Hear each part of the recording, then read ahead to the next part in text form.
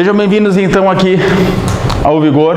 Vamos trabalhar conteúdo específico de técnicas, né? Hoje vamos falar sobre tomografia. É um ponto importante então aqui dentro das provas de concurso, principalmente ali do Clínicas. Eles sempre trazem algumas coisinhas bacanas ali para a gente poder saber.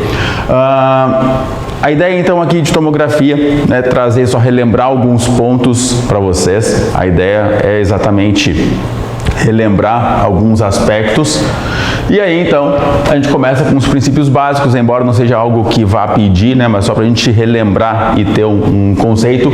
A parte de tomografia vem do descrever uma parte, né? Então a tomografia é diferente, igual, muito parecido com o raio-x convencional, que eu pego e radiografo uma parte do paciente.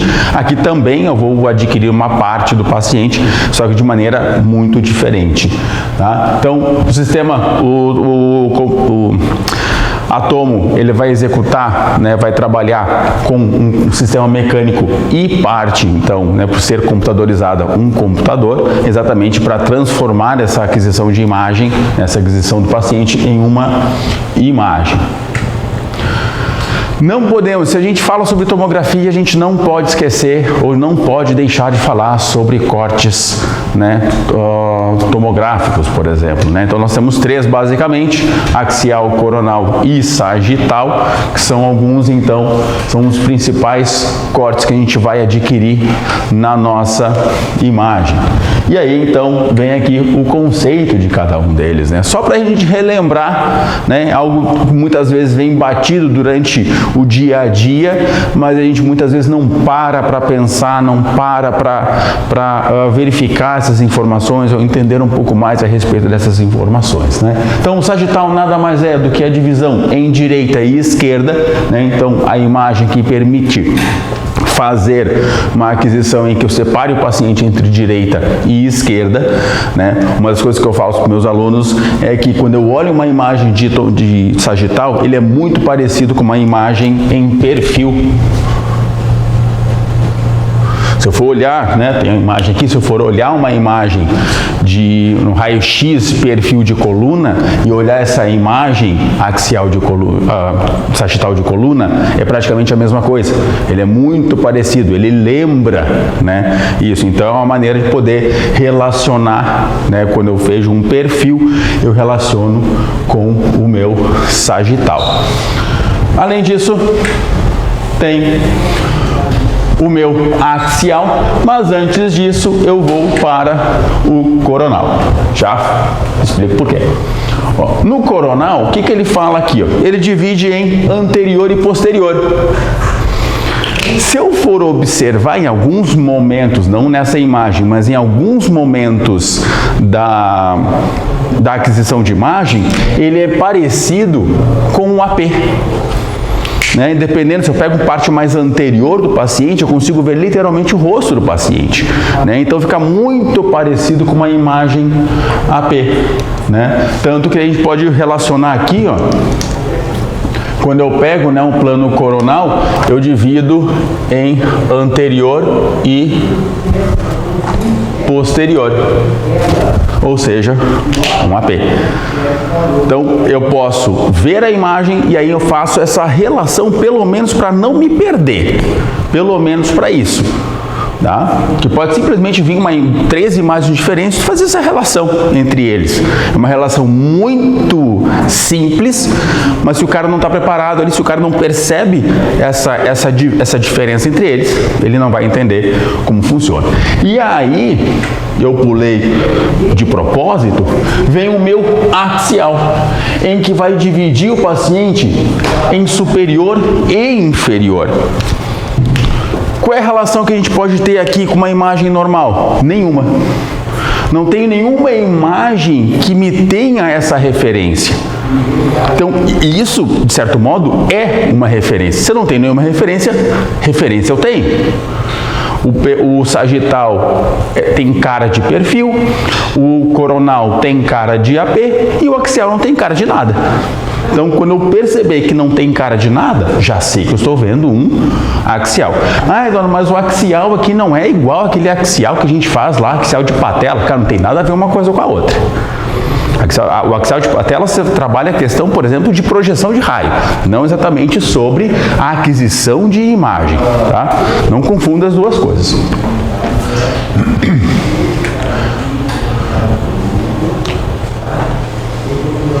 Ponto importante aqui sobre geração de tomógrafos, né? Então, não começou já na quarta geração multi-slice do mais top possível. Não, ele começou lá da minha primeira geração, em que eu tinha um feixe estilo lápis, tipo um laser, e tinha apenas um detector. Aqui ele trabalhava com um movimento de rotação e translação. Para adquirir uma imagem, para fazer uma verificação ali, né, porque para ter uma imagem eu preciso fazer um giro completo, para começar a adquirir uma imagem fazia dois movimentos. Um movimento de um lado para o outro, que é o movimento de translação, depois girava, rotação, fazia o movimento de uma ponta à outra, e assim ele ia. Ele ia de um lado para o outro, que é a translação, depois inclinava aqui para poder fazer a minha rotação, e aí de uma ponta à outra ele vinha reto, depois ele girava, vinha reto, girava, vinha reto, e assim eu tinha os dois movimentos. Isso tanto na primeira quanto na segunda geração. Na terceira, glória a Deus, veio então, né, o movimento somente giratório, certo? Então, lá no primeiro, feixe único, lápis, um único detector. Demorava um tempão aqui, eram 5 minutos para fazer uma imagem. Depois veio a segunda geração já em leque, e aí então já começou o feixe em leque, porque esse conjunto ele já vinha, né, arqueado. Tá? Terceira geração, aqui a coisa já fica muito melhor, e daí agora na terceira geração eu não tenho mais o movimento de translação, só rotação, né? Então na terceira geração eu tenho o tubo aqui e o detector, e ele só vai girando, né, em torno do paciente. Ali já temos quase 1000 detectores, né, um conjunto grande. E a quarta geração também feixe em leque, só que com um ponto importante. Na quarta geração eu tenho agora um anel. Não tem mais detector girando nele. O detector fica em volta, o detector é uma parede de anéis. E só o tubo que vai girando. Então, em qualquer momento que eu tenha a emissão de radiação, eu tenho uma aquisição de imagem, a qualquer momento. Né? Aqui é um sistema, então, de trilho eletrificado que faz com que o aparelho ele fique sempre ligado. Tá? Então, essas são as gerações que a gente tem. Só para a gente lembrar, né, que existem, né, que não veio do nada, não veio já nos mais tecnológicos, né? Ele tem uma história aqui, é só para a gente relembrar essa história da tomo. Tá? Se quiser fazer pergunta, faça. Tomografia versus raio-x convencional. Na boa. Até eu colocar em vermelho.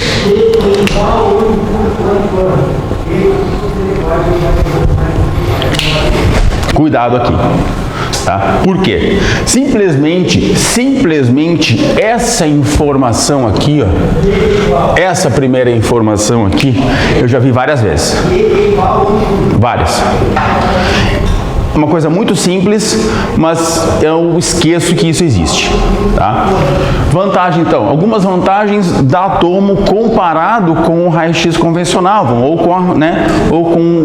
colocamos o convencional, tanto o analógico quanto o digital, mas principalmente o analógico para dar aquela diferença gigante. Né? Primeiro, estruturas anatômicas sem sobreposição. Não vai ter sobreposição de estrutura anatômica em tomografia. né, no raio-x, mesmo o raio-x digital, o mais tecnológico possível, vai ter sobreposição, porque raio-x, a técnica é a mesma, a maneira de obtenção de imagem é a mesma. A única diferença entre raio-x convencional e digital é quem recebe a radiação, quem recebe a imagem, só. Né? Aqui em tomo não existe essa sobreposição. Isso é um ponto que já vi várias vezes vindo essa informação aqui pra gente. Tá? As imagens de tomo, então, aumentam resolução de contraste. Eu tenho uma diferença, eu consigo na imagem, né? O meu sistema de computadores consegue fazer com que eu tenha mais contraste. Se eu tenho mais contraste, é sinal que eu tenho mais anatomia sendo visualizada. Eu tenho um tom de cinza mais claro, um tom de cinza mais escuro e outros 1000 intermediários. Né? Então eu consigo ter esse contraste, essa diferença de densidade, de tonalidade de cinza muito mais perceptível. Reconstrução multiplanares, né? Então eu consigo pegar aquelas imagens axiais, coronais, sagitais e reconstruir tudo aquilo. Eu vou pegar o paciente, desmonto eletronicamente ele, depois eu reconstruo eletronicamente ele. Né? Aí vem aquelas minhas reformatações 3D. Manipulação de dados de atenuação. O mesmo raio-x hoje que a gente faz, por exemplo, lá no raio-x digital, que a gente radiografa e pega aquela imagem e manipula a questão de atenuação, vou escurecer mais um pouquinho, clarear mais um pouquinho, mais brilho, mais contraste e tal. Eu já fazia isso antes. Tá? Então, isso também a gente consegue fazer. Tá? Então, aqui é um ponto só para a gente cuidar, porque pode simplesmente, na boa, pode simplesmente eu colocar 3 dessas aqui e colocar quais as estruturas não são vantagens de tomografia. E aí vai ter uma errada ali. Eu faria fácil isso. Jogo ali e a errada colocaria uma muito parecida só para dar a zica. Tá?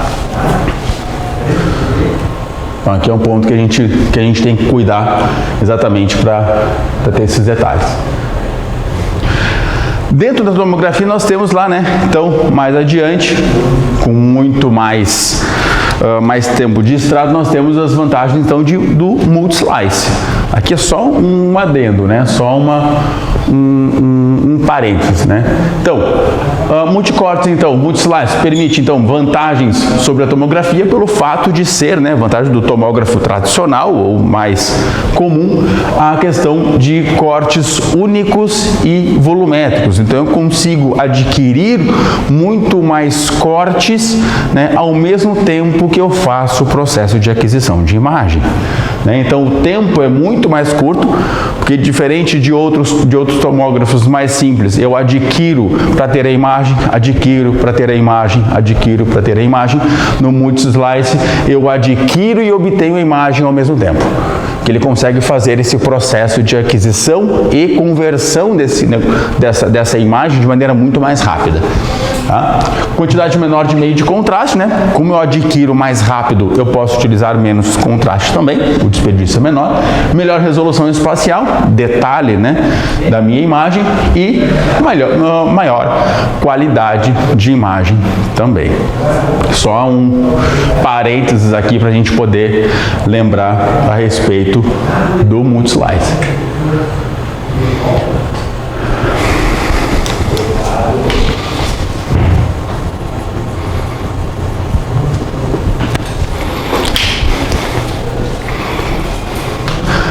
Aqui é batata, aqui é fato, tá? Aqui, componentes de tomografia, cara, eu não vejo quase sempre que tem alguma coisa a respeito, vai aparecer alguma coisa aqui e eles vão tentar dar passar a perna em vocês. O que eu tenho então? O que eu tenho de componentes de tomo? Entre computador e painel de operação. São 3. Que a gente tem dentro das configurações. Tá? Vão colocar um quarto ali e aí vão dar, né, podem colocar ali gate, computador, mesa de exame e painel de operação. E aí o mesa já não cai, porque gantry está junto ali, né? A mesa do equipamento está junto com a parte de gantry, ele está meio que relacionado. Quando eu falo sobre gantry, eu falo sobre o conjunto do equipamento. Tá? Então, esses são os três que a gente vai usar como base, né, para poder ter os componentes da Tomo. Esses são os três principais. Depois os outros vêm junto, né, dentro desses três componentes.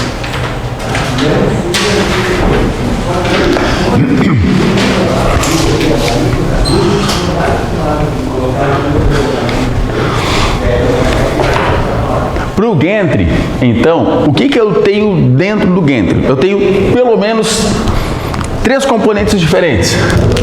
O tubo, detectores e colimadores no plural. Tá? Então, vamos falar sobre cada um só para lembrar esse detalhe. Então, o gantry em si, agora vamos falar apenas sobre o equipamento para aquisição de imagem. Ele tem 3 componentes base. O tubo, obviamente, detector para receber informação e 2 colimadores.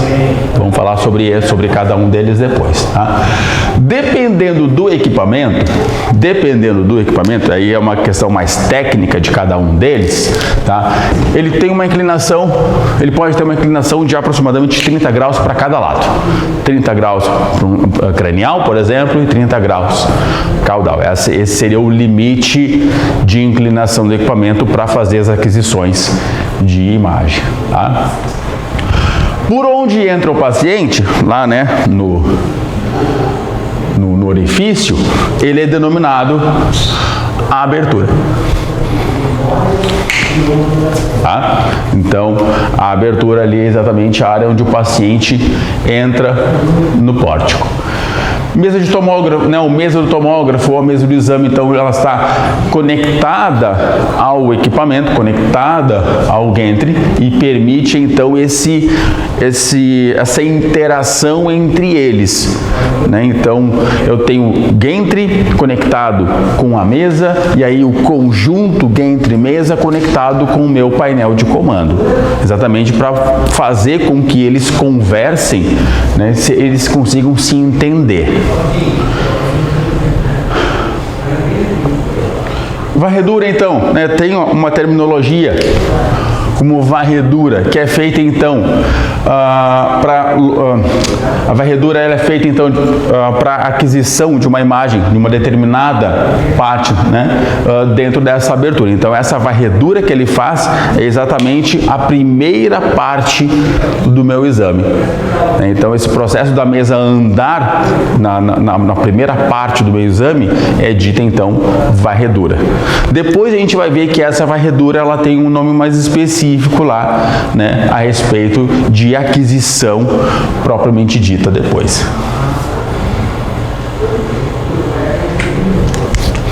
Aqui uma imagenzinha só pra gente relembrar, né, que muitas vezes a gente está mais relacionado, está mais acostumado com a parte mais externa de comandos, mas não lembra muito bem, né, ou não está no momento lá quando eles abrem.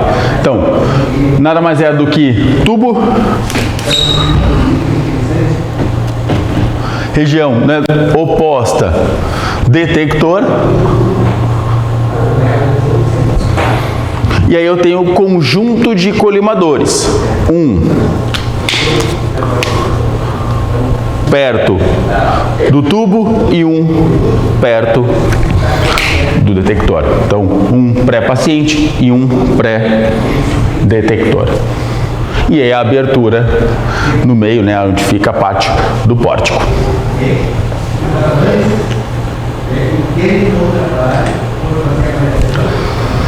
Falando sobre cada um deles, só para a gente relembrar alguns aspectos do tubo em si. Então, a estrutura do tubo, então, ela é similar àquele tubo tradicional. Só que se eu pegar o tubo tradicional e colocar lá, a hora que eu ligar ele já era. já vai estourar filamento, tá? Porque ele não tem a propriedade, ele não tem a resistência para a tomografia, né? Então, é feito algumas modificações em concentração de elementos exatamente para fazer com que eu tenha uma resistência maior, né? Tanto que existe um cálculo, né? Muito tempo já me falaram isso, um cálculo de que uma tomografia de crânio equivale, em dosagem, equivale a pelo menos 300 radiografias de tórax, né? Em questão de dosagem. Então, imagina o nível de emissão de radiação que eu tenho para uma estrutura pequena, né? E aí, então, por consequência, eu preciso de um tubo que tenha essas condições de fazer esse tipo de emissão, tá? Então, o tubo, ele tem funcionamento igual, porém mais resistente. Tubinho pra gente, né? Aquele tubinho básico pra gente poder relembrar. O processo é o mesmo, né? As configurações são as mesmas, né? Cátodo, ânodo, né? Alguns componentes, então, né? De cilindro, a parte de invólucro também, o processo é parecido, né? Então, a maneira de emissão de radiação, ela é similar ao convencional. E aí eu tenho então aqui depois o arranjo de detectores, tá? Hoje ele trabalha em estado sólido, tá? E ele é composto então por fotodíodos, tá? Nada mais é ali acoplado então a cristais de cintilação, que é o que vai fazer brilhar, e esse brilho ele é medido, né? Então a gente faz sempre essa relação, né, de fazer a cintilização, fazer o brilho desse meu receptor, para que o sistema possa identificar o nível desse brilho, né? O processo é muito parecido. Então, esses cristais de cintilação nada mais é ali do que o tungstato de cádmio ou, né, de alguns outros materiais cerâmicos à base de terras raras, tá? Então, o processo, se a gente for relacionar a questão de como funciona, seria muito parecido, por exemplo, com o nosso ecrã. O ecrã ali vai brilhar, esse brilho interage com o meu filme e gera, por consequência, a minha imagem. O que faz o meu computador aqui é pegar esse cristal de cintilação, pegar esse brilho e relacionar uma anatomia. Exatamente a mesma coisa que o conjunto, né, filme e ecrã faz, só que de maneira analógica. No digital eu vou pegar esse brilho, essa intensidade desse brilho e fazer com que ele seja voltado para uma tonalidade específica. Conjuntinho de detectores ali, para a gente poder, né, só na hora de abrir, a gente saber onde é que ele está. Normalmente, né, lado oposto ao meu tubo. E conjunto de colimadores. Sim, conjunto, né? Então, na tomo nós temos então, né, a ideia de reduzir dosagem de paciente, até porque a dosagem já é maior do que um exame convencional. A ideia então é fazer com que eu tenha a menor dose possível, né, dentro do meu exame. E lá vem, né, o princípio ALARA. Tá? Vou utilizar dois colimadores, um pré-paciente, ou seja, tubo e já colimador, ele vai moldar e limitar o meu feixe, ou seja, ele vai, é a mesma ideia do nosso colimador tradicional. Lá no raio-x, eu faço a minha colimação lá no meu raio-x convencional, para quê? Para moldar e limitar meu feixe, para direcionar o meu feixe. Depois disso eu tenho um pré-detector. E se aparecer pós-paciente, cai a mesma coisa. Eu posso ter um pré-paciente e um pós-paciente, porque depois do paciente vem o quê? Detector. Então eu coloco entre eles. Então eu posso usar nomenclaturas diferentes para falar a mesma coisa. E a ideia é igual, então não vai mudar em nada.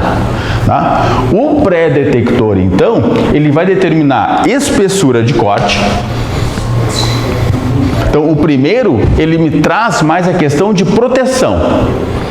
De limitar a dose, né, de moldar a área que eu quero, a parte mais de proteção.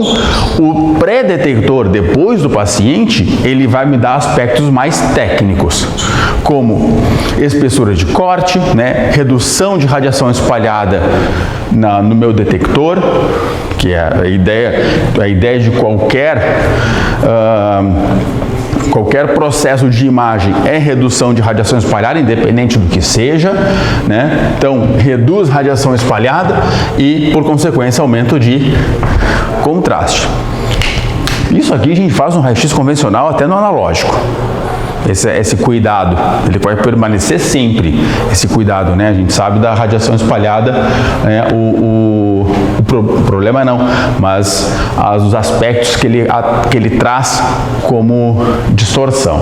Tá? Então, sempre dois detectores aqui, dois colimadores aqui, só cuidem disso, né? E o que cada um faz, parte mais, né? O pré, a parte mais de proteção,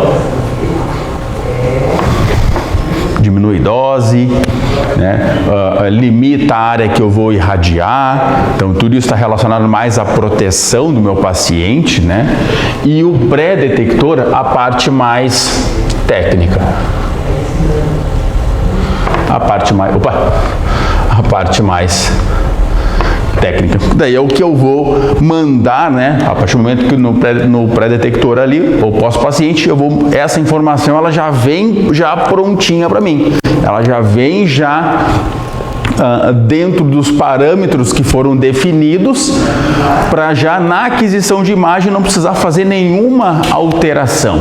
Então, se ele já determina a espessura de corte, o meu computador ele não precisa fazer esse cálculo. Ele não precisa ver, eu tenho uma espessura de corte de 0,5, então o computador vai condensar essa informação, porque ele pode cortar a anatomia nesse meio tempo aí, o computador, né? Então, aqui ele já faz essa delimitação de área também. Então, a parte de proteção e a parte mais técnica, operacional dentro do meu equipamento. Só para ver esse detalhe.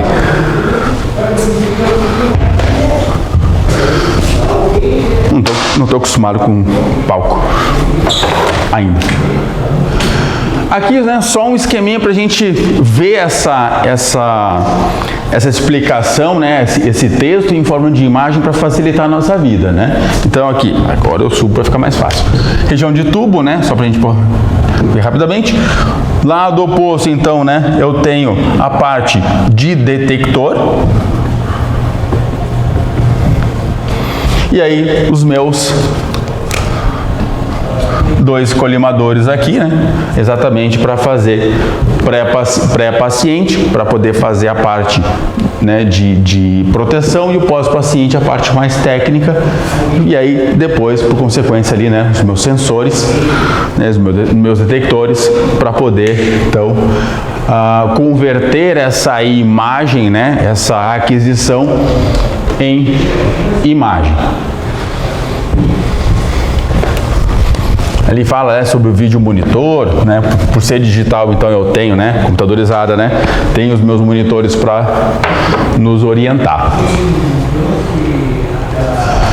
Para computador, então, nós temos aqui, então, dois tipos de software, dois tipos de programas, vamos dizer assim, né? Um programa é o operacional, no caso, o sistema operacional. Escolhe um aí, que tem no mercado, né? O Windows, Linux. Eu não lembro de ter visto um Mac. mas nunca se sabe. Mas aqui é o sistema operacional, ou seja, é um computador, eu preciso fazer com que esse computador ligue. E a única maneira desse computador ligar é tendo um sistema operacional, para ver como é que está a memória, HD, o processo já do computador, é a mesma coisa. A partir do momento que ele ligou, beleza, agora eu tenho um outro software, que é o software de aplicações. Agora eu tenho software específico para fazer a aquisição de imagem. É o que a gente faz no nosso dia a dia. Vou ligar o meu computador aqui, liguei meu computador, o meu Windows aqui está fazendo já o processo.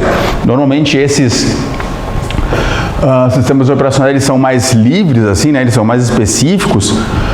Em alguns pode ser até o Linux também, que é um software livre, fica mais fácil de poder trabalhar com ele, Mas depois que eu liguei o computador, eu preciso ter algum programa aqui dentro, no caso aqui o meu PowerPoint, que é um programa de aplicações, ou seja, para uma atividade específica. Então, um para sistema operacional e o outro para a parte técnica, tá? Então, o sistema operacional controla hardware, e o software, já que o software para aplicativos controla questão de processamento, de imagem, reconstrução das imagens, e aí todo o processo de pós-processamento, aquisição de imagem, manipulação de imagem, todo esse processo é feito pelo software de aplicações, tá?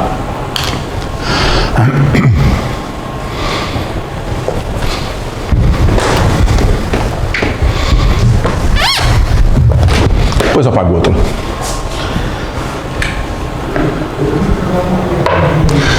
Não é qualquer computador, Não é o meu computador que eu tenho em casa lá, que eu ligo e vou lá tomar um banho, depois eu volto. E ele ainda está ali, carregando. Não é? Com certeza é um de alta velocidade, até porque o processo de cálculo matemático que ele faz, ele é tão intenso que qualquer computador que faça esse trabalho, na primeira tentativa ele trava. Tá? Então, por exemplo, só para a gente entender, uma matriz, então, de 512 por 512, aquela tradicional, aquela base, ela vai fazer um cálculo aproximadamente 262 mil e alguma coisa cálculos matemáticos por corte. Só que um tomógrafo multislice, ele faz 160 cortes por segundo. Então, pega esse valor, multiplica por 160, eu fiz uma vez, eu esqueci o valor, porque era tão grande, Pega esse valor, multiplica por 160, é o valor total, esse mais esse, valor total por segundo. De cálculo. Então, eu pego esse valor, só para entender, dentro de uma matriz base, assim, nada, meu Deus do céu, aquela tradicional, a mais comum, É muito cálculo, sendo que eu faço isso para multislice, 160 cortes por segundo, porque o multislice ele faz aquisição e imagem ao mesmo tempo. Então, ele não para de trabalhar, ele não tem tempo de processar uma imagem. Por isso que, nesses casos, eu tenho um computador com uma capacidade grande. Tá? Não vejo possibilidade aqui, mas é aquela coisa, Tudo é possível. Não vejo possibilidade aqui de alguém relacionar uma coisa a isso aqui. Tá? É só para a gente lembrar de alguns detalhes. Muitas vezes pode vir assim, computador de alta capacidade, alguma coisa relacionada, mas não a valores em si, Mas daqui a pouco eu estou dando ideia. Então é melhor nem falar. Daqui a pouco o pessoal olha esse vídeo ali, gostei dessa ideia, vamos lá. E aí, lasquei-me. Não tenho muito o que falar aqui, Só para lembrar aqui, só para mostrar, a parte então de gantry com abertura, mesa e a parte mais de computadores, e monitores que a gente tem à disposição, tanto dentro tanto dentro da sala quanto fora ali, para poder auxiliar o técnico e o médico. Opa, volta um. Painel de operação, que é o terceiro componente do nosso tomógrafo, Já falamos sobre o gantry, já falamos então agora vamos falar sobre mesa de operação, né? Então agora a gente fecha aqui com o painel de operação. O painel de operação é basicamente, se é um computador, eu vou ter que ter um teclado, vou ter que ter um mouse, e aí, dependendo do lugar, 1 ou 2 monitores. Eu posso, dependendo da situação, ter 3 monitores. Ou ter 2 computadores. Um computador para a parte mais de sistema interno, né, ou um monitor para sistema interno, um outro monitor para a parte operacional, a parte, né, do equipamento, mais um outro computador que, né, estilo workstation, para o médico poder começar já a ter essas análises de imagem antes de terminar o exame, muitas vezes.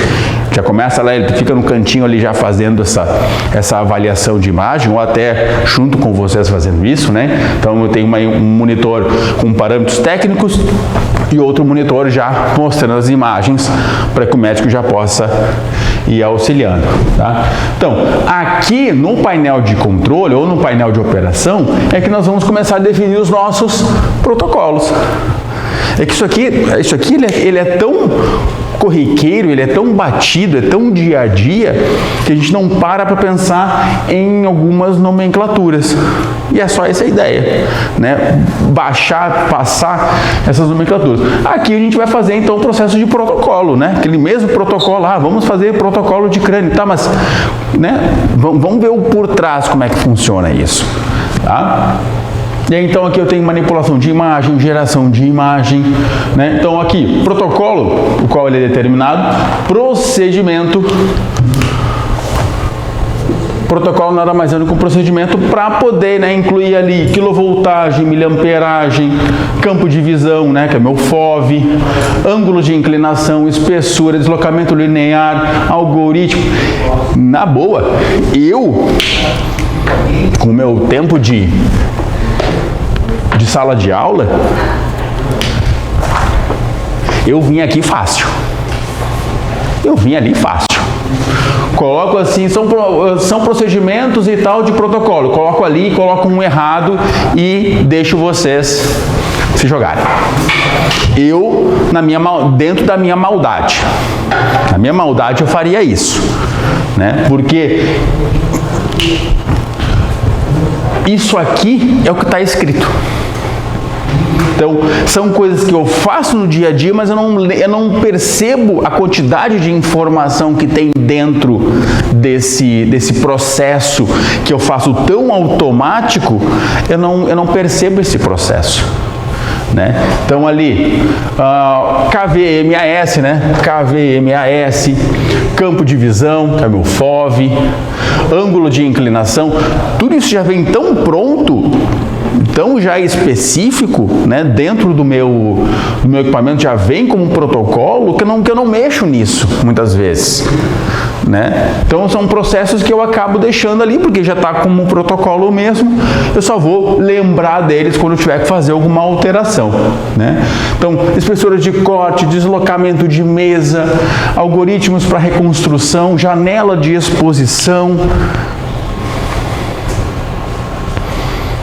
Depois eu vou já ver com o pessoal ali para poder disponibilizar o material e ficar certinho, poder ver com calma isso aqui, poder ler com calma e fazer as marcações que precisar, tá?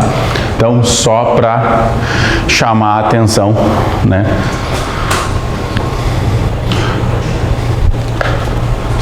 Deixa eu apagar aqui só para ficar certinho. Tá? Então, só esses painel de controle, só essas questões assim, é só isso que eu tenho, no mínimo, dentro do meu painel, né? Ou fazendo parte do meu painel de operações, né? Dentro do meu protocolo, né? Então, dentro do meu protocolo, os procedimentos que eu tenho ali, que muitas vezes já vem pronto, eu nem me preocupo. Eu vou me preocupar com questões técnicas operacionais, né? Paciente, estrutura e tal, eu vou pelo, né, feijão com arroz que a gente faz, mas feijão com arroz tem outras, né, tem outros temperos aqui nesse feijão com arroz, né? Dependendo do horário que o pessoal está vendo, se já é quase meio-dia, o pessoal já começa a ficar com fome, tá? Então, só esse lembrete quanto a parte de protocolo.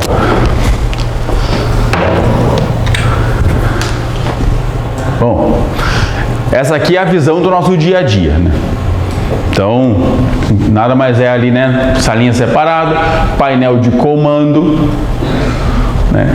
2 computadores, pelo menos diferentes ali, né? Para a gente poder cada um fazer o seu trabalho, 2 monitores diferentes, para poder então fazer tanto aquisição quanto visualização de imagem.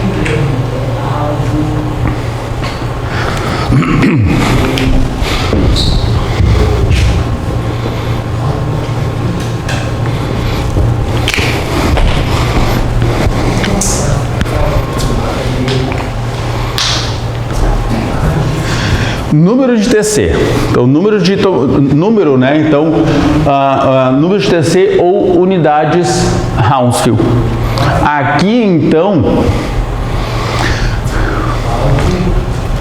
eu não lembro a última vez que teve uma prova falando sobre tomografia e não colocaram o número de TC. Porque é algo simples, algo fácil, mas é algo que eu vou derrapar. Porque é algo simples. Né? São 3 valores aqui que eu tenho como referência, né? E aqui esses 3 valores, se não lembrar deles, não vai adiantar para nada. 3 valores que nós vamos usar como números, né, ou referências para unidades Hounsfield. Mais 1000, 0 e menos 1000. São os meus valores de referência. Pode vir também até 3000. Daí é o osso cortical, basicamente. Né? Então, a referência é mais 1000, mas pode vir 1200 e alguma coisa? Pode, não tem problema nenhum. O limite que se vê é 3. Mas pensa numa coisa densa, é ela. Tá? Então, esses são os meus valores. Osso cortical, então, quando se fala em osso, né, se fala em mais 1000, ou seja, a estrutura é extremamente densa. A água, meu valor 0, que é o meu valor de referência. Vou colocar um azulzinho aqui. Que é o meu valor de referência. Então, tudo parte do 0. Tudo parte, né? Quando eu vou fazer lá uma calibração, quando eu vou calibrar o meu equipamento, coloco o Phantom e esse Phantom tem que bater 0. Porque é a partir daí, né, que é a água, a partir daí qualquer coisa mais densa do que a água será positivo, qualquer coisa menos densa do que a água será negativo. Eu uso ele como referência, como base. E o ar, o menos 1000, que é a estrutura menos densa que eu tenho. Né? Então, esses são os 3 valores que a gente vai ter exatamente para nos orientar quanto. O osso pode ser menos de 1000 ali, 900, 700, pode, porque vai depender de qual parte desse osso eu estou vendo. Se eu estou vendo a área mais, por exemplo, a área mais trabecular do osso, se eu estou vendo a área mais trabecular do osso, então eu estou vendo a parte mais interna, ela é menos densa, então o valor é menor. Aqui eu já coloquei como osso cortical, porque é a parte mais densa desse osso, tá? Então aí é um pontinho a ser observado. Eu trouxe aqui, eu não ia, né, mas eu pensei assim, não, vá aqui, né? Vá aqui. Eu trouxe então aqui, ó, uma tabelinha com algumas densidades para a gente poder lembrar, ou pelo menos tentar um pouco correlacionar aqui, né? Porque a gente só se joga no mais 1000, 0 e menos 1000 e tá bom. Mas daqui a pouco ali, né, o cara acorda na maldade e aí, não sei o que, o músculo tem qual número de TC? E aí tu, né, é aquele momento que tu te desespera. Tá? Então eu trouxe aqui alguns tipos de tecido e aí por consequência então o número de TC, a partir de aspecto ali, pouco importa. Para nós o que mais importante é um tipo de anatomia relacionado com um número de TC. O que é, só para a gente lembrar, o que é esse número de TC? Nada mais é do que a medição da densidade. Por que o osso ali é mais 1000? Porque ele foi medido, eu consigo na tomografia converter essa tonalidade de cinza em um número. Esse é um ponto importante. Que a partir desse número é mais fácil eu comparar números do que comparar tonalidades de cinza. Daqui a pouco eu tenho uma lesão, né, que ela tem uma tonalidade um pouco, que ela tem quase a mesma tonalidade ali da minha estrutura sadia, mas tem um valor de unidade diferente. E aí essa pequena variação de valor já me indica então ali que eu tenho uma lesão. Então a conversão desse valor, ela é importante. A conversão dessa tonalidade de cinza para um número faz com que eu tenha condições mais técnicas, o médico tenha condições mais técnicas de poder então fazer uma avaliação mais precisa disso, né? Então, osso cortical, né, mais 1000, mais denso, maior o número. A relação é essa. Quanto mais denso, maior será o número. Quanto menos denso, menor será o número, ou seja, números negativos. E água, linha de base, 0 como referência. A partir daqui para cima, então, né, líquido cefalorraquidiano, né, então um pouquinho mais denso, mais 15, ou seja, um pouquinho mais denso. O sangue um pouquinho mais denso, um pouquinho mais viscoso, né?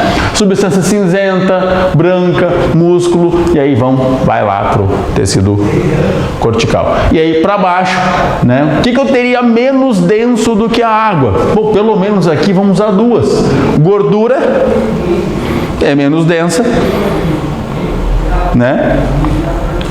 Até eu falo pro pessoal, aqui a gente lembra daquele momento lá da terceira série, né, na aula de ciências, quando a gente coloca água e azeite num copo. E a gente percebe essa diferença, que a água fica embaixo, o azeite fica em cima.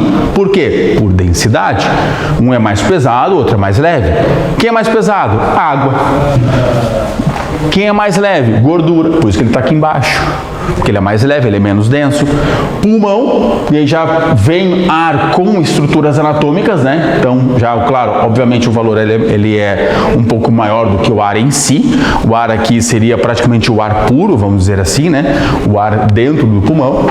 Então, trouxe a tabelinha só para chamar a atenção quanto a esses valores, né? E aqui, então, na imagem, só para relacionar, juntar a parte numérica com a parte de tonalidade, né? Então eu tenho o osso mais claro mais 1000, acho que o azul vai ficar melhor. O osso mais 1000, o ar menos 1000. Tá? Aí a musculatura, né? Uma tonalidade aí próximo dos 50. Mais para fora, bem na bordinha, gordura, né, com tonalidade de menos 100. Aí eu estou juntando uma coisa com a outra, convertendo, né, fazendo com que eu tenha então essa junção de tom de cinza com numeração. Certo? Aqui é ponto bacana. Aqui é ponto bacana de eu pegar um tempinho só para relembrar, tá? Porque eu se acordo na maldade, cara, eu venho para cá. Eu venho. Tô na maldade mesmo. Até porque os caras estão lá para ferrar vocês. Os caras estão lá para eliminar vocês, não são amiguinhos de vocês. Eles querem saber quem erra menos. E não quer saber quem acerta mais, eles querem saber quem erra menos, quem eles conseguem atingir mais. Coloca uma coisinha no cara, derrapa, cara, menos 1, tchau. Tá? Parâmetros de aquisição, então, quando a gente fala então agora, já falamos sobre equipamento, já falamos sobre tudo, aspectos técnicos e tal, como é que a gente vai adquirir então, né, aqui? Então, alguns parâmetros de aquisição, topograma ou scout, são, né, então é um nomezinho que a gente dá quando a gente vai adquirir a primeira imagem, que é a minha imagem de planejamento. né? Então, o topograma, né? Scout, são, então, uma sequência, né? Essa sequência não precisa ser várias, né? Mas normalmente 2 imagens, né? Que me dá a base, então, a base radiológica para fazer o processo de trabalho, de protocolo, né? Então, para poder adquirir uma imagem, eu preciso primeiro, vocês sabem muito bem disso, vocês precisam primeiro fazer esse topograma, Scout, né? Essa varredura, vamos dizer assim, para poder obter os nossos marcos anatômicos, tá? Então, uma leitura muito rápida. E aí, depois disso, nós temos então o nosso corte, que vai então, né, adquirir uma porção. Que é aí que vem a ideia do tomografia, né? Não é descrever uma parte, né? Descrever uma área, né? Descrever uma região, tá aqui. Então eu vou pegar não apenas um órgão, mas um conjunto em uma determinada área e fazer a avaliação e fazer, então, a aquisição em cima dela, né? Então, o corte está relacionado exatamente em fazer o exame, né? Exatamente daquela porção, daquela região. E aí, então, a parte mais bacana é que não existe a nossa sobreposição de estruturas, né? Que é a parte mais interessante da tomo. Então, utilização, né? Então, ela vai fazer a exposição com utilização de colimadores, feixe, né? Então, que já são pré-determinados lá no meu protocolo, já veio todo o meu protocolo pronto. Agora aqui é a parte mais operacional mesmo, né? Agora aqui é mais a parte do dia a dia, né? A primeira coisa é modo de dizer, né? Mas a primeira coisa que eu vou fazer para começar a adquirir as nossas imagens.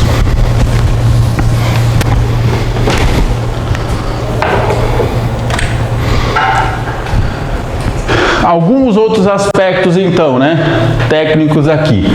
Pitch, o que é o pitch? Representação entre deslocamento de mesa e espessura de corte. Até coloquei ali, né, um bonitinho para a gente poder ver a relação. O que é o pitch? Deslocamento de mesa, o quanto essa mesa anda, dividido pela espessura desse meu corte. Então, por exemplo, a mesa anda 10 centímetros, né? E aí eu tenho então ali 10 centímetros, eu exagerei, 10 milímetros, e eu tenho uma espessura de 10 milímetros, eu tenho por consequência pitch de 1 para 1. Anda a mesma coisa que adquire. Adquiri uma distância, andei a mesma distância, 1 para 1. É um pitch, então, 1 para 1, tá? Então, aqui, mais para a gente poder, né, fazer esse pitch, poder saber exatamente o quanto de imagem eu vou ter. Então, ele faz basicamente,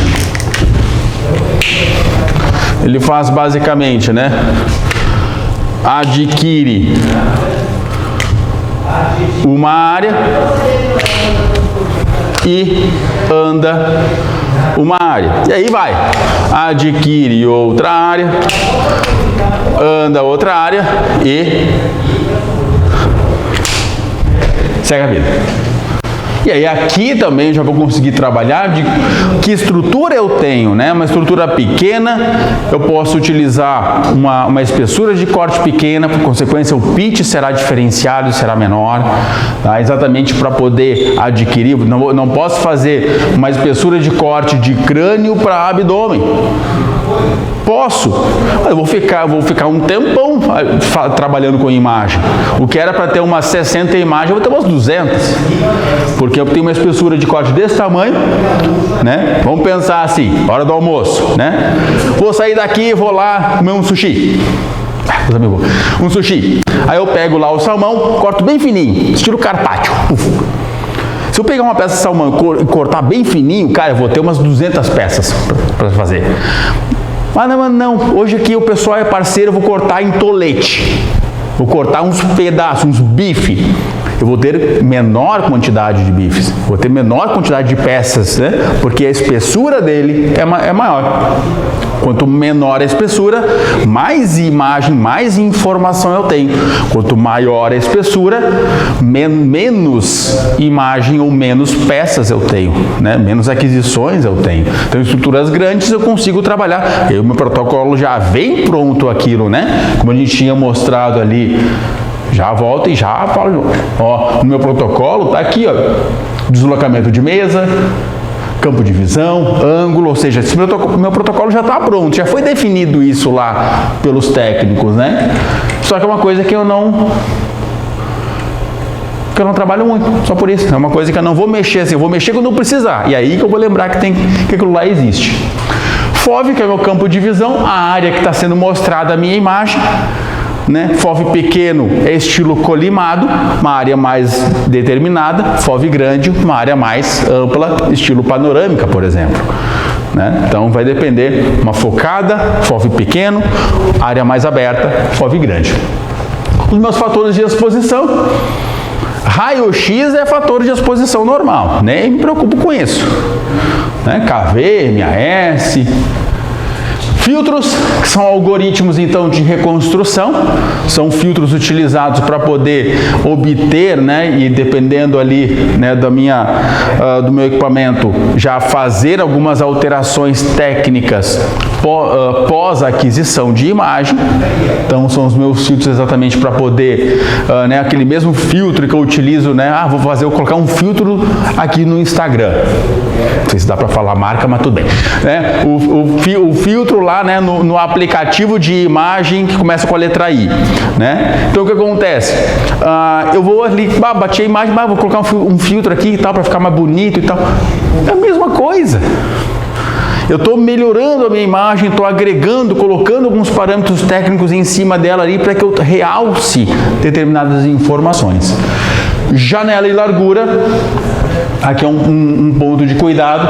Janela e largura. O que é o nível de janela? Controla meu brilho. Tá? Cadê? Essa caneta? Aqui.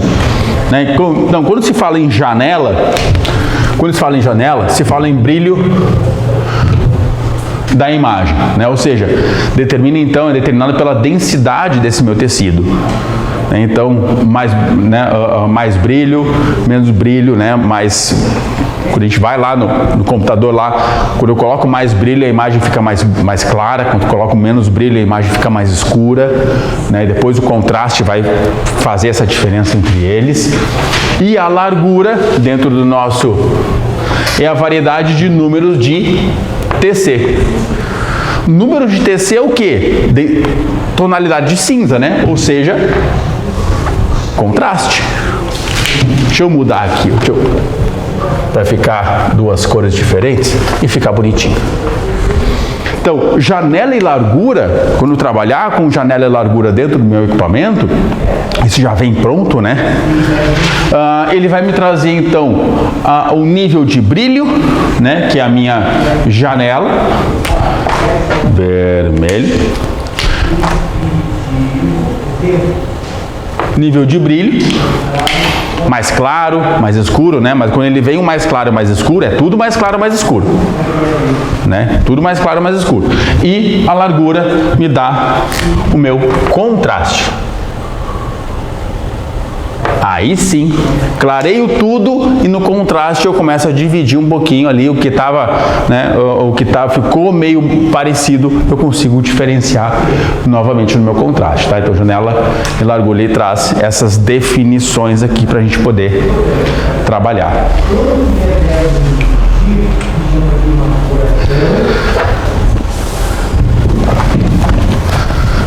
Tem um negocinho aqui que é o nosso ROI. O que é o ROI? Nada mais é do que região de interesse, né? Essa é a definição que ele traz, ou seja, a área que eu estou vendo. Lembra lá da minha janela? Desculpa, lembra lá do meu FOV, né? Então o FOV ali é a minha janela, né? Exatamente, um FOV menor eu pego uma pequena parte, um FOV maior eu pego uma grande parte. Depois que eu fiz isso, eu tenho o meu ROI, que é a minha região de interesse. Que área eu quero ver? Quero ver a parte mais posterior, mais anterior, mais superior, mais... Que área que eu quero ver? Ou seja, minha área de interesse. Recurso, então, que eu vou medir a minha unidade. O ROI, ele me permite, então, ele me auxilia na medição de unidades Hausdorff. Adquirir minha imagem. Tenho o meu FOV bonitinho, mostrando a imagem, agora eu vou para a região de interesse, ou seja, eu vou trabalhar uma determinada estrutura dentro dessa minha imagem. E é aí que eu consigo, né, fazer, a partir da minha imagem, fazer a medição de densidade, de unidade Hausdorff. Então, se eu for lá na parte do Workstation, vai estar escrito ROI. Aí eu clico no ROI, né, habilito a função ROI e eu consigo selecionar a área e a área já é calculada, né, já consegue fazer esse cálculo de densidade. Basicamente, nós temos 3 densidades aqui, né, de maneira bem geral, falando ou convertendo, né, em nomenclatura. O hipodenso, né, quando a gente fala em hipo, a gente fala em uma estrutura menor, né, então o hipodenso, região de ar, e aí eu já lembro que ar é menos 1000. O hiperdenso, que já é então o região de osso, por consequência, mais 1000. E o isodenso, que é uma região intermediária, né? Vamos colocar aqui, só para a gente poder colocar, né, em torno aqui de 0 em diante. 0 até, vou colocar aqui, 0 até 100. Inventei um valor, tá? E a parte mais intermediária. Daí aqui eu tenho, né, região de encéfalo, ou seja, estruturas mais intermediárias, não é tão denso quanto o osso, nem tão leve quanto ar. Áreas mais intermediárias, que daí vem o resto, né? Aí eu posso aqui, eu já incluo musculatura, já incluo, né, região de encéfalo de maneira geral, né, substância cinzenta, substância branca, já incluo toda essa faixa aí, que é o isodenso, ele é o intermediário aqui para nós. Então é só para a gente poder juntar outras nomenclaturas. A ideia aqui é juntar a nomenclatura o máximo possível que eu tenho para relacionar uma coisa com a outra. Tá? Então o ROI, ele tem essa função. Adquirir a imagem, tá certinho, beleza, agora aplico o ROI. Agora eu vou trabalhar com o ROI para poder então obter o meu valor de unidade. Converter aquele meu tom de cinza em número. E essa é a função aqui do nosso ROI.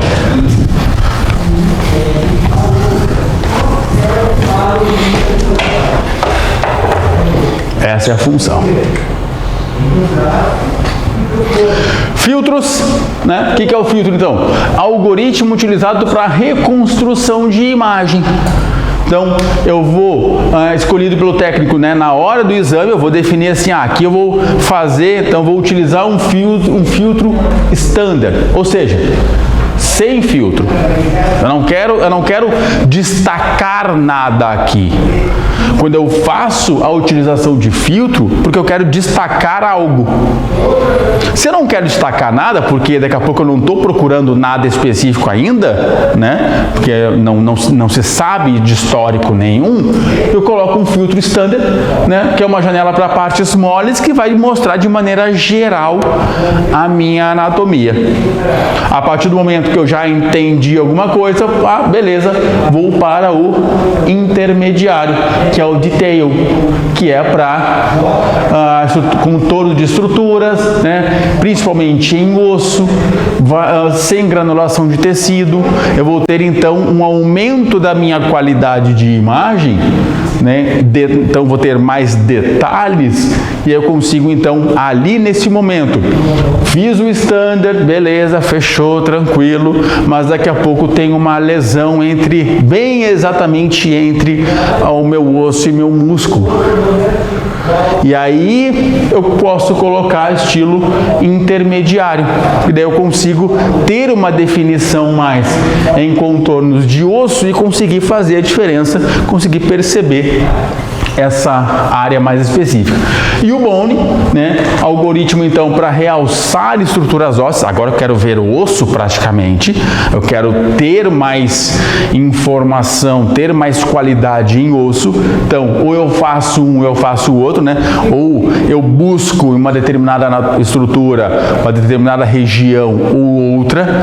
Se eu não quero nada específico, mete lá o standard, tranquilo, de boa, né? A partir do momento não quero algo mais detalhado para realçar uma determinada região ali intermediária, e o Bone quando realmente eu quero a parte mais óssea. Estou procurando trauma, aí eu já meto o Bone ali exatamente para ter esse realce em áreas mais densas, né? E as partes mais moles elas vão ficar meio de fora, meio de lado, porque não é o meu interesse nesse momento. Reconstrução de imagem. Aqui a gente fala basicamente sobre pixel e voxel, né? Reconstrução então nada mais é do que converter, a reconstrução é converter a minha atenuação analógica. Raio-X, filho, é analógico. Raio-X pega na estrutura, interage com a estrutura e chega no meu receptor. Esse receptor pode ser analógico ou digital, isso pouco importa. A questão é que essa atenuação ela vai ser sempre analógica, é física aqui. O processo é o mesmo. E aí essa atenuação analógica ela é convertida então para a minha imagem. Né? Então, a reconstrução de imagem, trazer aquela anatomia para o meu computador. Certo? Então, a matriz aqui de imagem, né? Então, quando eu tenho a minha matriz, vamos colocar lá, né? 512 por 512. Nada mais é do que 512 pontos por 512 pontos. E aqui enche, né? Aqui enche. Tá? Essa matriz, então, esses pequenos blocos, ou esses pequenos quadradinhos, são os meus pixels. Né? Aí a gente pode pegar, a gente pode converter essa informação, a gente pode separar essa informação, por exemplo, vou comprar uma televisão nova que tem lá não sei quanto de resolução. Quando se fala em resolução de imagem, se fala em pixel. Comprei o meu celular novo e o meu celular novo tem 1 megapixel de câmera. Isso na época, uns 20, 30 anos atrás, né? 1 megapixel de câmera. O que é 1 megapixel? Resolução de imagem. Quanto mais quadradinhos desses eu tiver, mais estrutura anatômica eu vou conseguir perceber, porque cada uma delas vai me trazer um tom de cinza diferente. Daqui a pouco eu tenho 5, 6, 10 pixels desses que traz o mesmo tom, tudo bem, porque é uma área maior.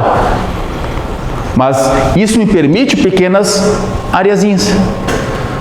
Fala. Professor, então essa matriz são os pixels. Essa matriz nada mais é do que eu juntar essa quantidade de pixel num quadrado. Essa é a ideia. Né? Aí eu tenho um pixel 512 por 512. Né? Aí não, aí hoje eu estou a fim de fazer uma imagem Full HD. Aí já não é mais 512 por 512, aí já venho para 1080. É um 8. 1080. Que daí eu já tenho o meu sistema Full HD, né? Então, a ideia aqui do meu pixel, né, da minha matriz, é ver quantos pixels eu tenho aqui dentro. Aí é basicamente multiplicar esse por esse. Tá? E aí gera a minha imagem. Tá? Então, o que acontece? Então, eu ter mais pixels é sinal que eu tenho mais condições de ter mais detalhe. pego uma matriz com 4 pixels, eu tenho possibilidade de mostrar 4 estruturas diferentes.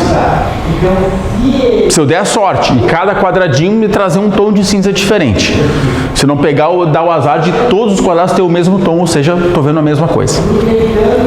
E aí quanto maior for, né? Quanto maior for essa minha matriz, opa, errei a cor, mais condições eu tenho de mostrar a anatomia.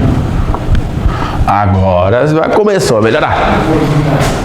Que agora já tenho mais área, né, mais espaço para poder mostrar as minhas estruturas anatômicas, tá?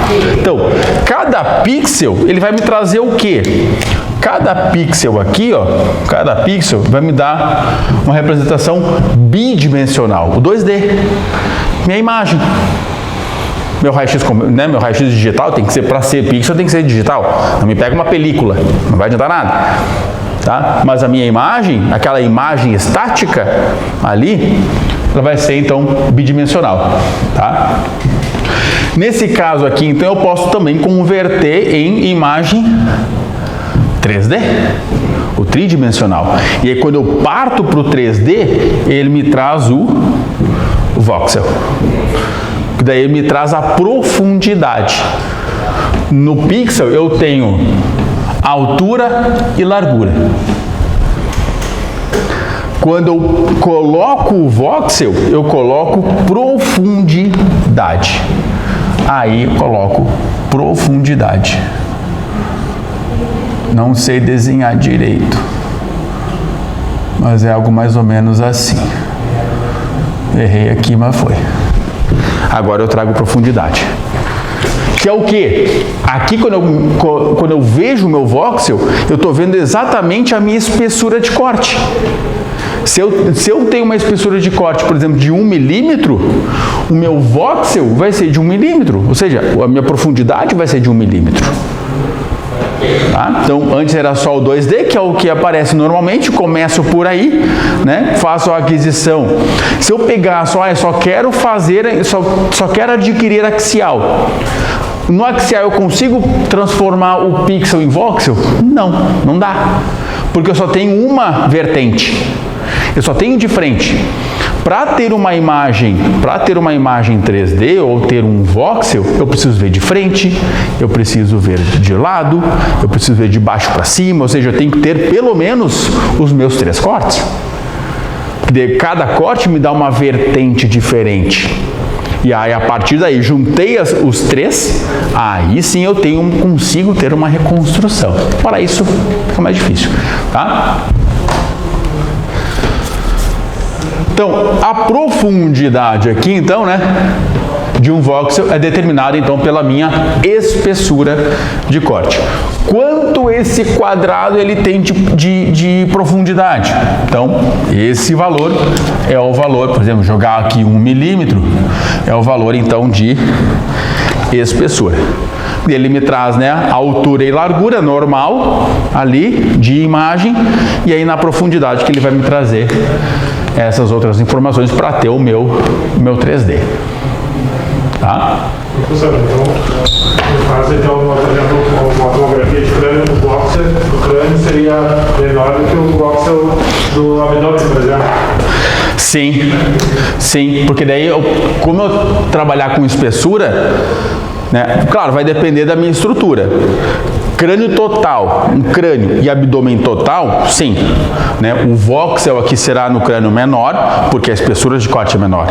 Mas se eu pegar uma estrutura específica de abdômen, aí eu quero ver vesícula biliar. Uma coisinha desse tamanho. Não dá para usar a mesma espessura de corte de abdômen. Ela tem que ser reduzida também, porque é uma área menor. Aí pode até bater os valores. Então, para o geral, crânio e abdômen, sim, os voxels são diferentes, porque espessuras de cortes diferentes. Mas dependendo, pode ser igual, mas dependendo da anatomia que eu estou vendo. Aí sim. Aí tudo é possível.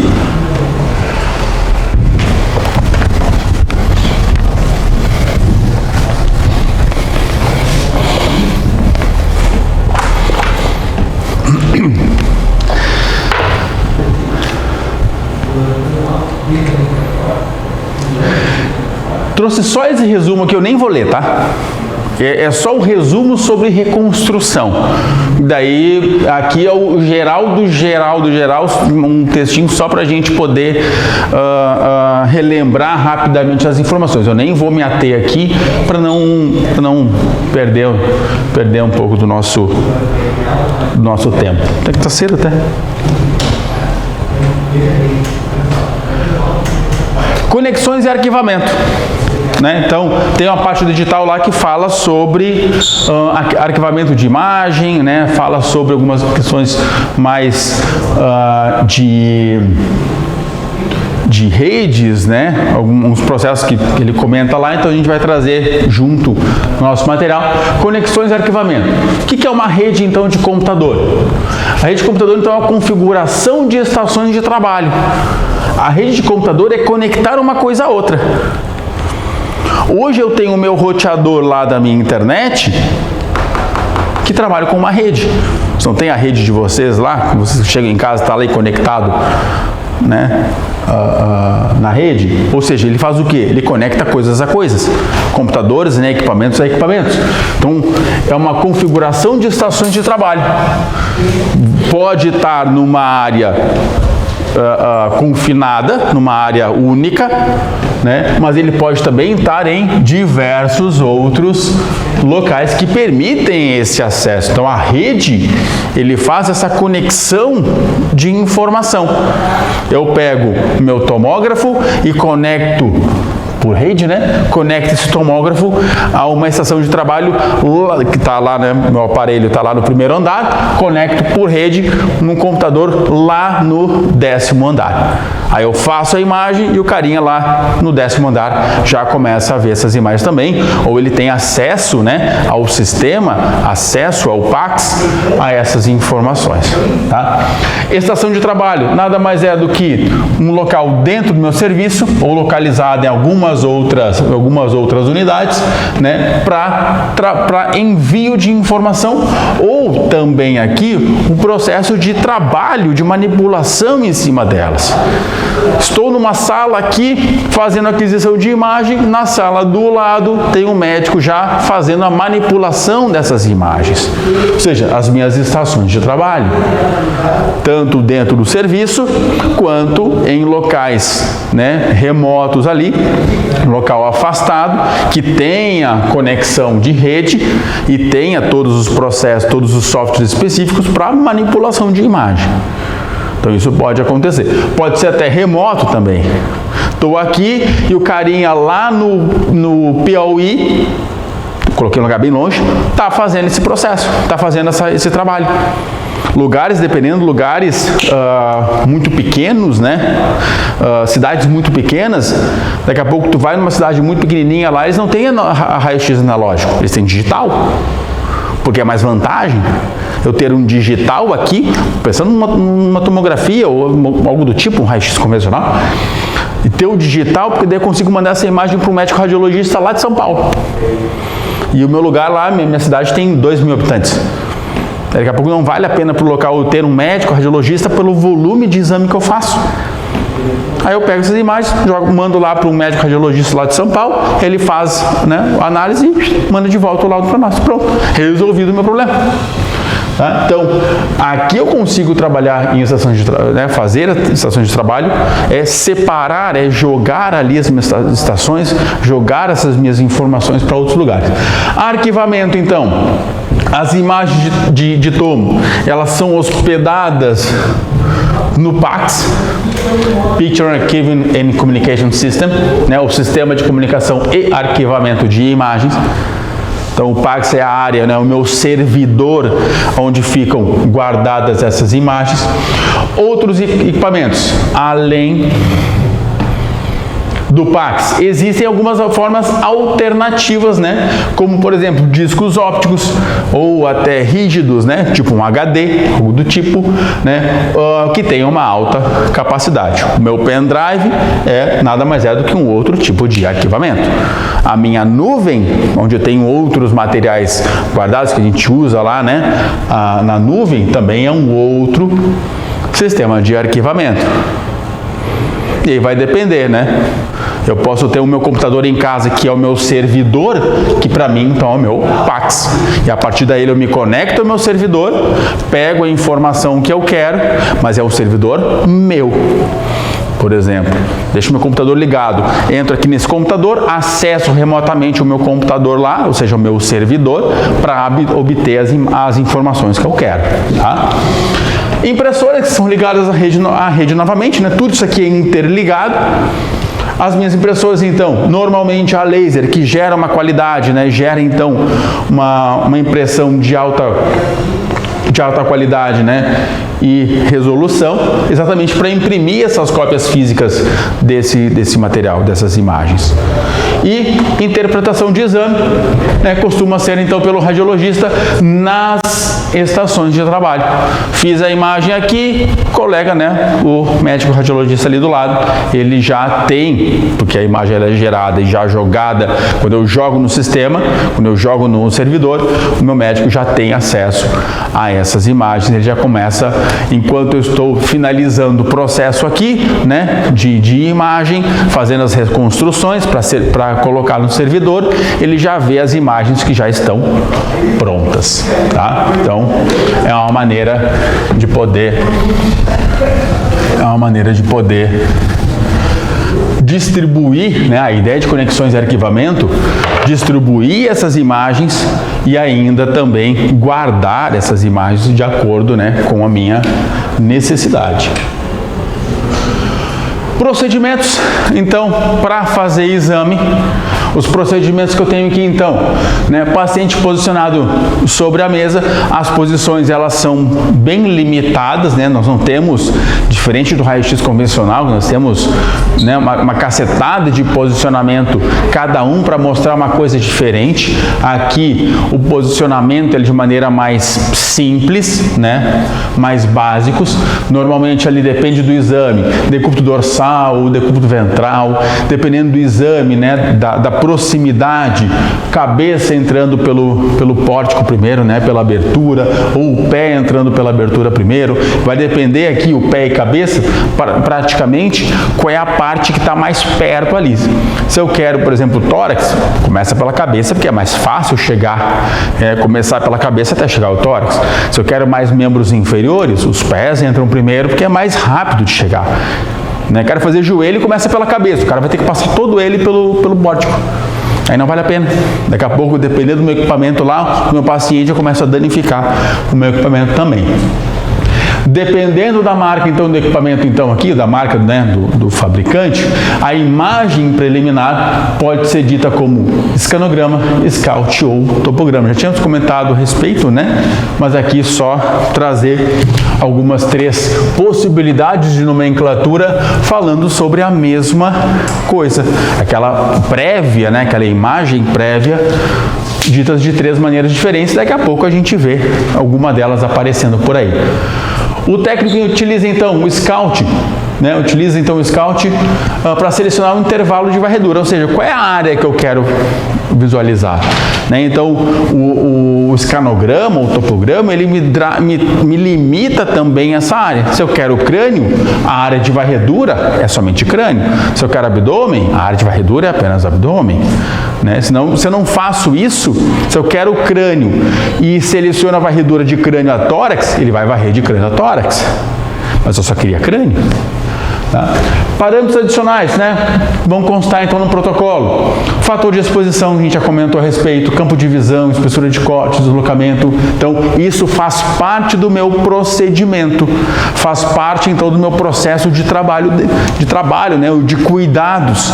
Muitas vezes esses valores já vêm protocolados, já vêm prontos, pré-definidos, então é uma informação que eu não preciso me preocupar fazer o tempo todo, mas eu posso alterar de acordo com a minha necessidade. É crânio, mas eu quero um crânio com espessura de corte diferente. Vou lá no sistema, altero a espessura de corte para que ela adquira daquela maneira. Terminei o exame, comecei outro, reseta. E aí vem um protocolo, ele pega sempre o protocolo base, manipulo ele, uso. Terminei, de novo, base, manipulo e uso. Tá? Então, aqui eu consigo fazer, dentro do meu procedimento, fazer algumas alterações de protocolos, né? A parte do geral. Então, esse protocolo vai depender do que o médico pediu e mais a tua anamnese do paciente? sim, depende sempre dos dois. O que eu quero? Tomografia de crânio. Beleza, tomografia de crânio. Definir a área. Qual é o histórico desse paciente? O histórico desse paciente é dor de cabeça. Beleza, então protocolo para cefaleia. Protocolo para hidrocefalia. Né? Protocolo para trauma. Então aí sim eu vou pelo histórico ver qual protocolo se encaixa mais nessa definição. Fiz a imagem, beleza, mas tem aquela aquisição de imagem ali daquele outro protocolo que seria interessante. Eu vou lá e resgato. Vou lá naquele protocolo, você pega aquela aquisição que eu acredito que seja bem interessante para a minha imagem e puxo ela para esse protocolo que está aqui, que não tem nada a ver uma coisa com a outra. Né? Mas aí eu tenho uma aquisição fora do padrão exatamente para poder fazer o meu procedimento. Então eu sempre duas situações, a área e qual é o histórico dele. Tá?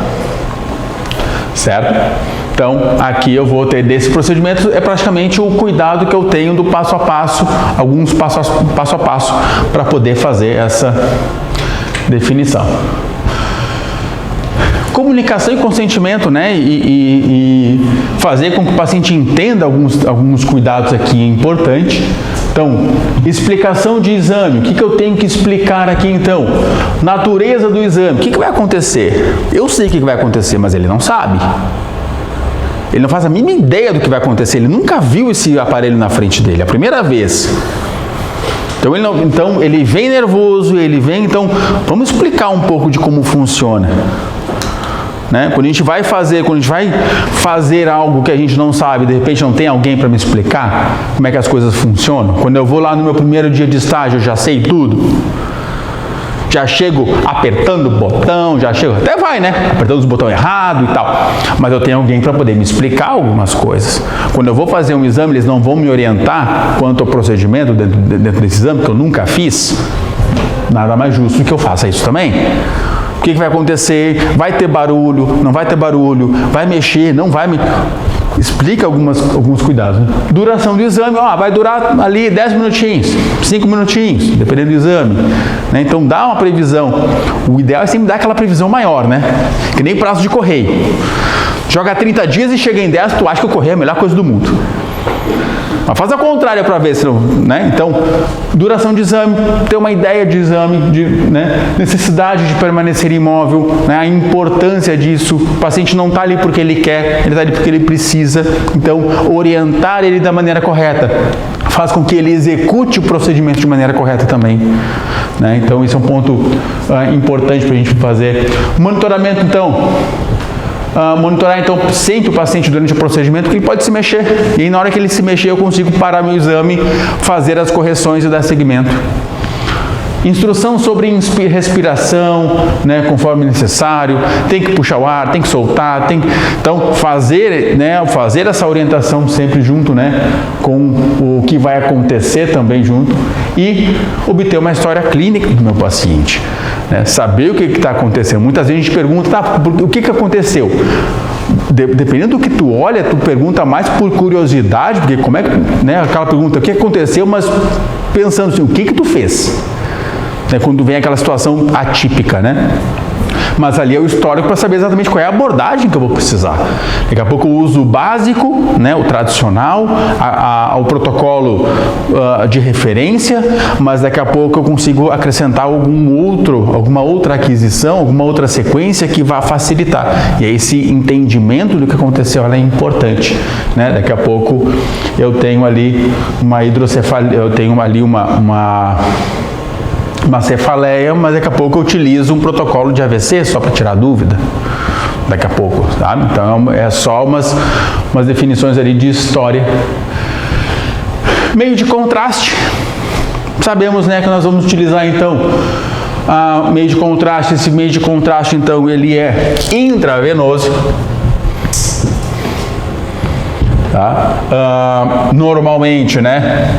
Vamos utilizar o contraste iodado e aí vamos saber se vai ser iônico ou não iônico de acordo com a nossa necessidade.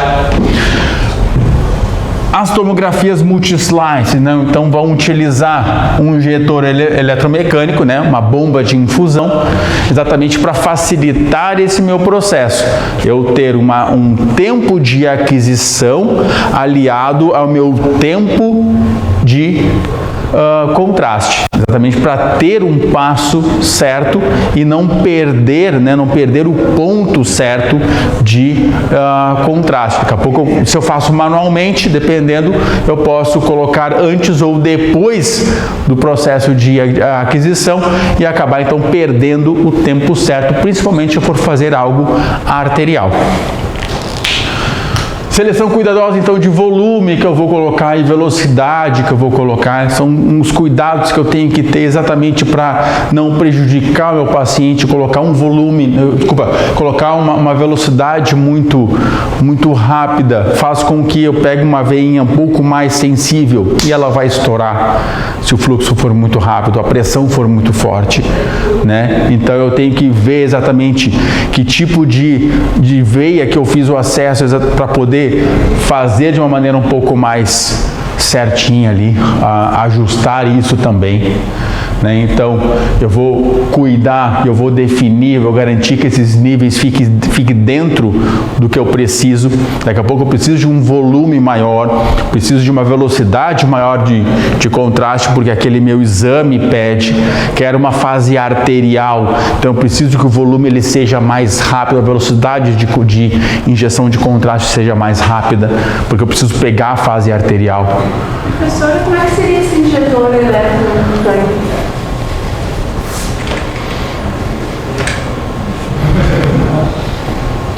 Bomba de fusão dentro do equipamento, junto com o equipamento, né? Vai ter contraste e o soro e mais o comando que fica junto com... Tá com soro, tá? Sim, ele vem sempre... Na hora ele vai... Na hora ali eu vou ter o comando, né? São duas seringas, né? Uma com contraste, outra com soro. O soro começa primeiro para ver se há viabilidade de veia, está tudo certo. E aí depois vem contraste, injetar o contraste, depois injeta novamente o soro para limpar todo o sistema. Eu pergunto porque eu fiz o estágio na ressonância e 5 minutos antes de acabar o exame a gente injetava o contraste para daí ver isso. Porque sim. E aquela parte específica. Sim. É que no contraste, na ressonância é diferente porque é a última sequência que eu faço, né? É isso, é a última sequência. É a última sequência que eu faço, então... Como assim, então? Igual. Eu fiz há 12 anos atrás. Não, continua igual porque se eu começar a colocar contraste muito cedo, eu vou ter esse contraste muito tempo lá dentro. E aí eu vou perder algumas sequências que eu poderia usar, eu não posso mais usar porque eu tenho contraste lá dentro. E aí não me adianta mais. Por isso que é no final. É a última coisa que eu faço, fiz tudo ali, beleza, acabou? Beleza, então dá contraste. E aí acaba, né? Se eu precisar de alguma outra aquisição, eu não vou precisar mais. Tá? Então, só esse cuidado que a gente tem que ter, né, na hora de fazer. Nós vamos trabalhar então com contraste, né, intravenoso. Vamos definir se vai ser o iodado ou não iodado. Desculpa, o iônico ou não iônico. Então ali nós temos a bomba de infusão, né, e o comando.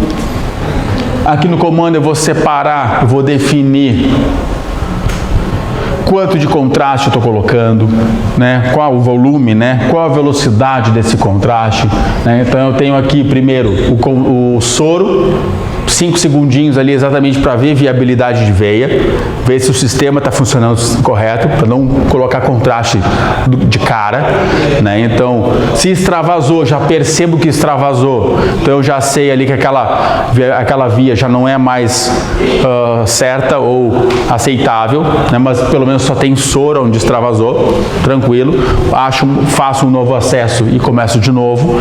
Depois vem contraste com já um tempo de injeção e soro novamente para fechar, né, para limpar todo o meu sistema e usar todo ele, né, todo o meu contraste, tá? E aí eu vou definir pressão, então, por exemplo, nesse caso, nesse exemplo aqui, né, 300 PSI, a pressão mais mediana, e aqui eu tenho o tempo total de duração de todo o processo, desde o início ao fim, ali quase 40 segundos entre contraste e soro, tá? Contraste à base de iodo, então, né, quando se faz um exame com contraste, a gente já sabe, né, que um dos pontos principais dentro do nosso trabalho é fazer uma boa anamnese, é fazer um bom histórico, né, e esse bom histórico inclui, então, algumas questões relacionadas a contraste, porque nunca se sabe. Inicialmente era uma tomografia sem contraste, mas se tornou uma tomografia com contraste, de acordo com o que foi achado, né? E essa avaliação ela é feita independente do tipo de exame que eu vou fazer, sempre é feita essa anamnese, né? Então tem aquela clássica pergunta: tu é alérgico a camarão? Porque o camarão é a base do camarão, é iodo, e o meu contraste é iodado, né? Então se eu já tenho se eu não posso cheirar o camarão, cara, já sei que eu vou ter reação forte, já sei que eu vou ter uma reação alérgica mais intensa, né? Mais grave. E aí eu vou trabalhar com um tipo de contraste diferente.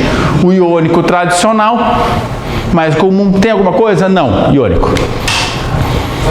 Eu tenho reação, já tive reação, daqui a pouco já tem um histórico, né? Já fez uma vez, 2 vezes, já tem um histórico, aí vai de acordo com o tipo de reação mais leve, moderada, e aí eu posso trabalhar com um não iônico que reduz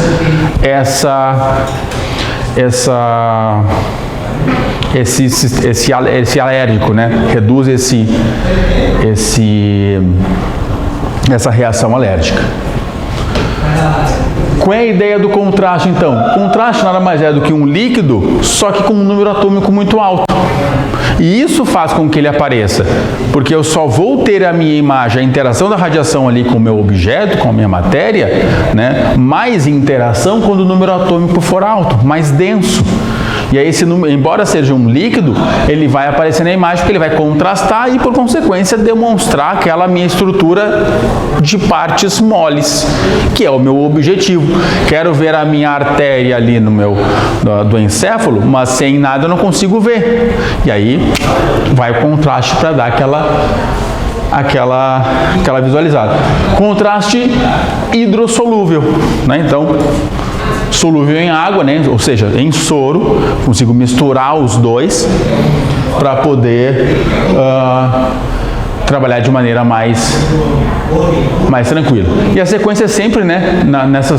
A consequência é sempre ter um sinal de hiperdensidade na minha imagem. Então, áreas mais brancas, por consequência, são áreas mais densas, né? Então, o meu osso, ele é hiperdenso, porque ele tem uma densidade alta, mas o meu contraste é mais. Ele é mais branco do que o próprio osso, exatamente porque eu tenho, né, um número atômico muito alto. Aquela imagenzinha só para a gente não perder o costume, né? Quando a gente fala sobre algo, a gente colocar uma imagem como base, então a gente consegue ver bem ali a artéria contrastada. Possivelmente lá no tradicional, né? Lá na sequência sem contraste, eu vou conseguir perceber que tem uma tonalidade de cinza diferente, já consigo entender que ali região arterial, mas quando eu utilizo o contraste, fica tudo muito mais fácil, tá? Muito mais fácil. Vias de administração de meios, tenho pelo menos 3, via oral, retal e endovenoso, né? Vai depender do meu exame, do que eu quero fazer, do que eu quero ver, né? A via oral é administrada, né, 1 hora, podendo variar da patologia, né, do que eu quero ver, 1 hora antes. Então, se eu quero o sistema gastrointestinal, dependendo da área, né, mais alta, esse tempo vai ser menor, mais baixo, esse tempo vai ser um pouco maior de administração de contraste. Toma aí e espera um pouquinho. Via retal, caso eu queira, né, então, fazer a atenuação de vísceras ocas, quero visualizar contorno de intestino grosso, para ter uma visualização melhor, né? Cuidado aqui, né? Um ponto importante. Aqui, eu não utilizo contraste em perfuração de víscera oca.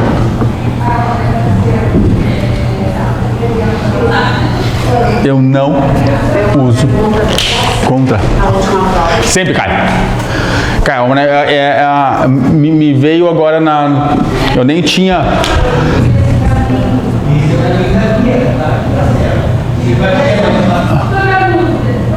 Agora sim.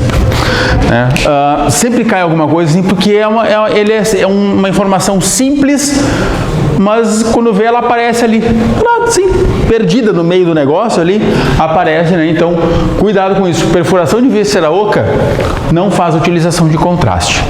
Exatamente por um motivo mais simples possível. Eu tenho extravasamento. Aquele contraste ele vai acabar, então, passando por essa perfuração. Ela pode ser mínima. Ela pode ser mínima a perfuração, dependendo, por exemplo, intestino. Daqui a pouco, uma área mais sólida não passa por essa perfuração.